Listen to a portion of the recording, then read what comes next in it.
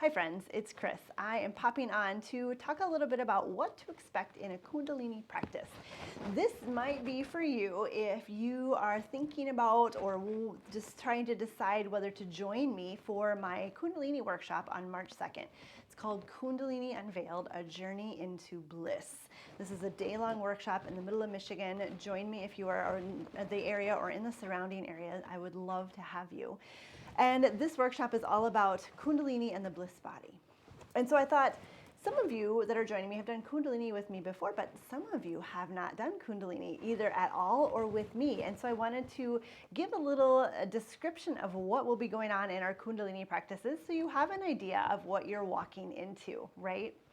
So before I go further, let me introduce myself. My name is Chris Batzner. I am the creator and curator of the Awakened Yoga Collective, a Facebook group of like-minded humans looking to raise their vibration. And I'm also the owner and guide of Central Michigan Kundalini, a Kundalini community that is mainly online that works in raising our conscious collective, our collective consciousness. That's how we say it, right? So, what to expect in a Kundalini practice. There are some similarities to a traditional yoga practice, and then there are some things that are a little bit weird and might be unexpected. So basically there's three parts to a Kundalini practice. Whether you're doing it with me at this day-long workshop, whether you're doing it with me in my Kundalini community, or maybe you're even joining me for this full moon practice that we're doing this weekend, that's going to be Kundalini. This is what you can expect when you do Kundalini with me. We begin with sound, and that means we sing. Some people call it chanting. I don't always like to call it chanting because sometimes that makes people feel weird. We are literally singing. We are raising our voices together. So our voice is like a unique fingerprint to us. Our power is in our voice. Our voice is powerful. And so we begin our practice by raising our voices together. You can always listen, you can always whisper, you can always speak.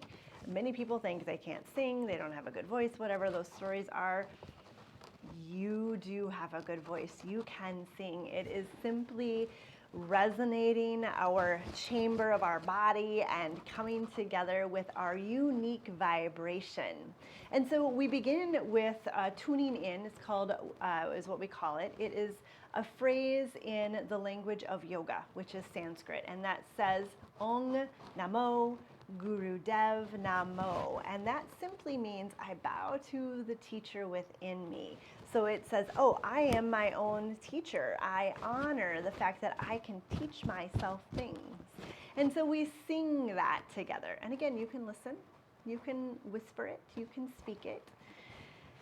We start with sound. And then the second part is breath. Breath is key. We find our breath, and when we move with our breath. We inhale, exhale. Inhale, exhale. Whatever movement we're doing, we move with the breath. The breath is first. And we also do a lot of breath practice, a lot of pranayama. We often do breath of fire at some point, just to stoke our fire, to rev our engines a little bit, give us some energy. So there's always breath. Breath is a major part of our practice. And then the third part is movement.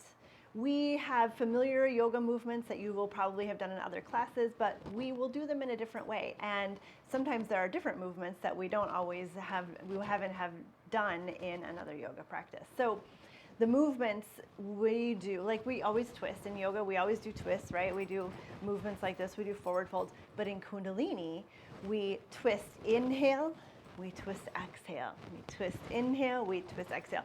So again, we move with the breath. And then we do that repetitive movement for a set amount of time, because that gives our brain and body time to absorb the movement.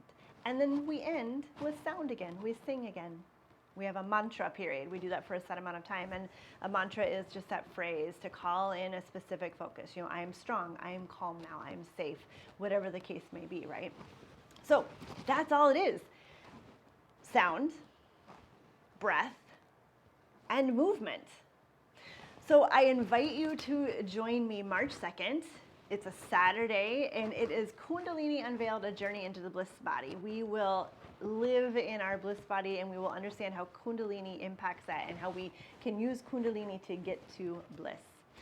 Leave questions in the comments. I would love to see you Saturday. I'll put the registration link in as well. I'll see you soon. Sat Nam.